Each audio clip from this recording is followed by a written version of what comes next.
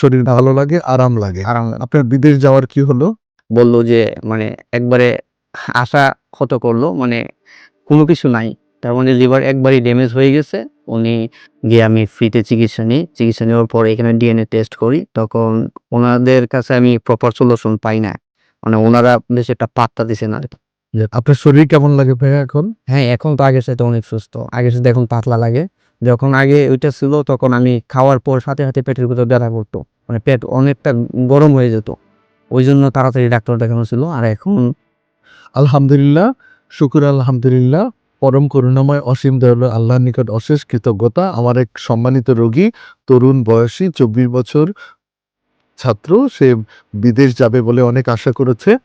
তার প্রায় liver cirrhosis হয়ে গিয়েছিল। সেখান থেকে সে মুক্তি লাভ করেছে।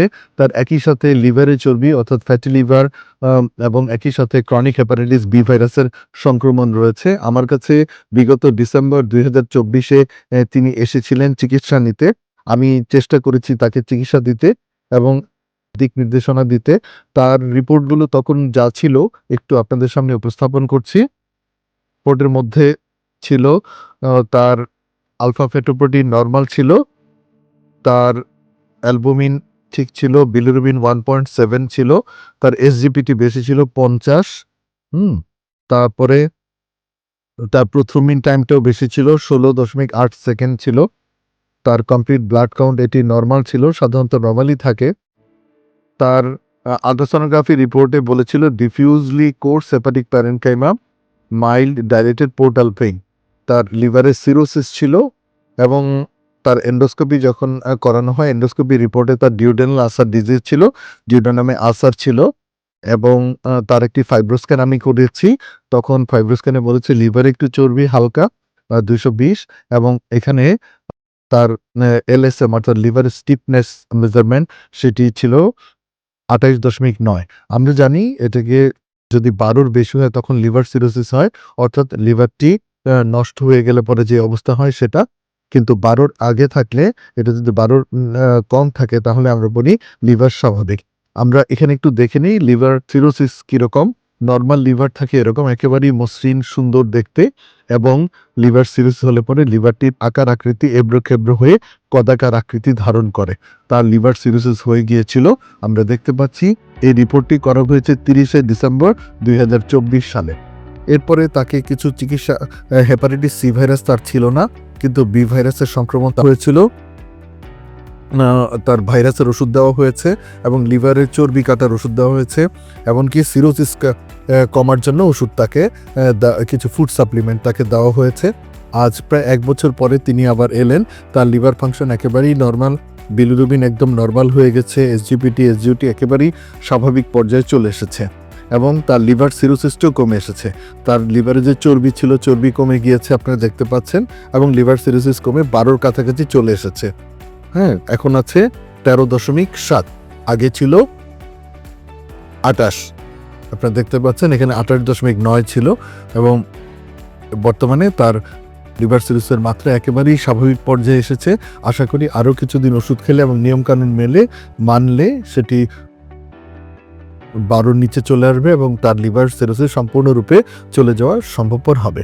তো এটি কমেছে, সম্ভবত তার ফ্যাটি লিভার ছিল। ফ্যাটি লিভার জনিত লিভার সিরোসিস হলে পরে সেটি কিন্তু প্রায়ই ভালো হয়ে যাওয়ার সম্ভাবনা থাকে। একে রিভার্সিবল লিভার সিরোসিস বলে। সেই রিভার্সিবল লিভার সিরোসিসের একটি ভালো উদাহরণ হলেন এই রোগীটি।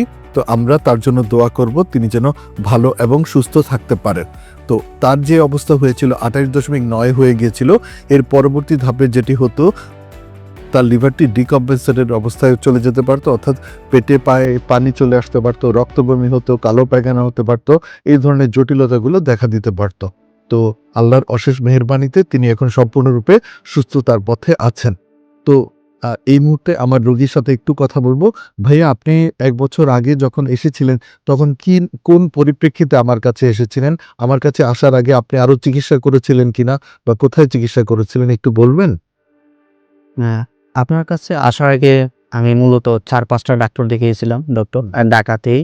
১ম এ আমি শেখ মুজিব মেডিকেল বিশ্ববিদ্যালয়ে যাই। ওইখানে গিয়ে আমি ফ্রিতে চিকিৎসা নিই। চিকিৎসা নেওয়ার পরে এখানে ডিএনএ টেস্ট করি। তখন ওনাদের কাছে আমি প্রপার সলিউশন পাই না।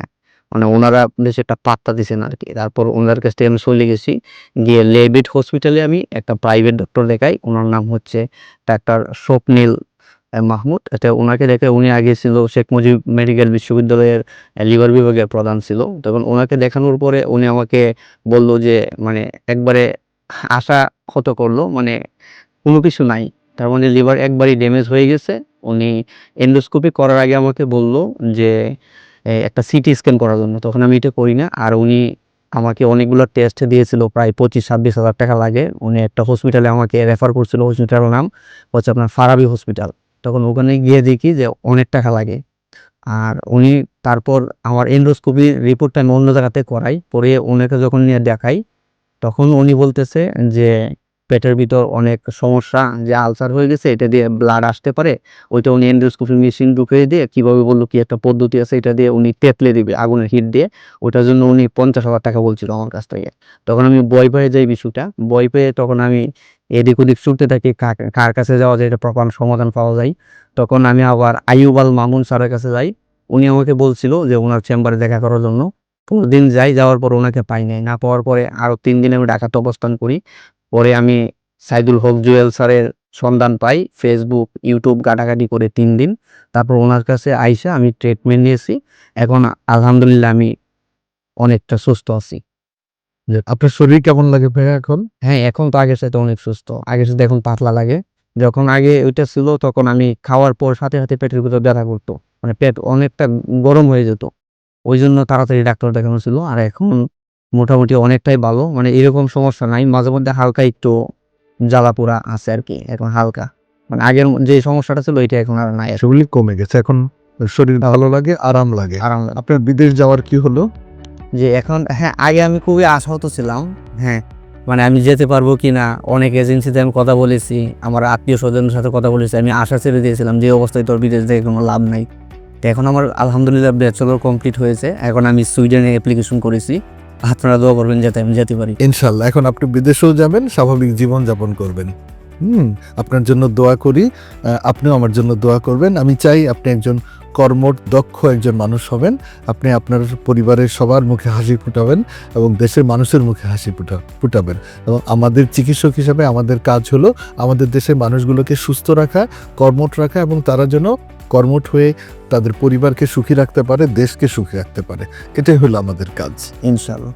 ঠিক আছে ভাইয়া, তাহলে ইনশাল্লাহ আপনার লিভারটা অনেক খারাপ পর্যায়ে চলে যেতে নিয়েছিল, সেটি আজকে ভালো অবস্থায় চলে আসছে। এটি একটি আশার বিষয়। আপনি ভালো থাকবেন, সুস্থ থাকবেন, ইউরোপের উন্নত দেশে যাবেন, উন্নত দেশে উন্নত জীবনযাপন করবেন। আপনি অবশ্যই সেখানে নীতি নৈতিকতার সাথে থাকবেন। আপনি যেহেতু একজন মুসলিম, আপনি 5 ওয়াক্ত নামাজটা পড়বেন ঠিকমতো, কোরআন তেলাওয়াত করবেন, ধর্মের অনুশাসনগুলো মেনে চলবেন। আপনি ব্যায়াম করবেন প্রতিদিন যাতে আপনার শরীরটা ভালো থাকে, সুস্থ ভালো পুষ্টিকর খাবার খাবেন, বাজে খাবার থেকে দূরে থাকবেন এবং মানুষের সাথে ভালো ব্যবহার করবেন, হাসি মুখে থাকবেন, মানুষজন আপনাকে মনে রাখে, এই ধরনের কাজ করবেন। তাহলে আপনি বিদেশেও ভালো থাকতে পারবেন এবং একজন বাংলাদেশি হিসেবে মানুষের মাঝে আপনি ভালো একটা পরিচিতি পাবেন বলে আমার বিশ্বাস। ইনশাআল্লাহ আমি আগের চাইতে এখন মানে আমার লাইফস্টাইল সম্পূর্ণ আমি পাল্টে ফেলেছি যখন আপনার কাছে আসা এরপর থেকেই। ইনশাল্লাহ ভাইয়া ভালো থাকবেন, আমার জন্য দোয়া করবেন। সুপ্রিয় ভাই বোনেরা, আমরা এই তরুণ উদ্যমী ভাইটির কাছ থেকে জানলাম তিনি অচিরেই সুইডেন চলে যাবেন। সেখানে আশা করি তিনি খুব ভালো থাকবেন। তার হেপাটাইটিস বি ভাইরাস থেকেও তিনি মুক্তি পেয়ে যাবেন ইনশাল্লাহ। আর লিভার সিরোসিস থেকে তিনি ইতিমধ্যে মুক্তি পেয়ে গেছেন। আশা করি তিনি ভালো থাকবেন, সুস্থ থাকবেন। তার জন্য দোয়া করি এবং একই সাথে আপনাদের কাছে আমি দোয়া চাচ্ছি। সবার দোয়া চেয়ে আজকের মতো এখানেই বিদায় নিচ্ছি। আল্লাহ হাফেজ।